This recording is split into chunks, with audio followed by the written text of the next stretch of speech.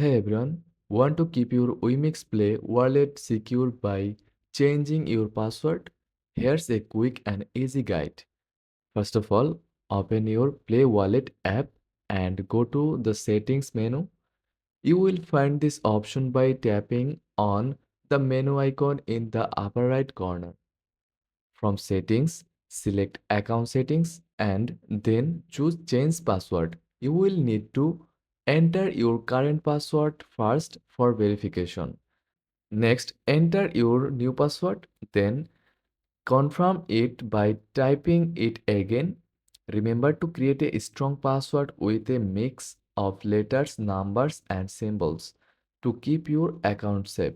Once confirmed, your password will be updated. Be sure to store it securely and you are all set.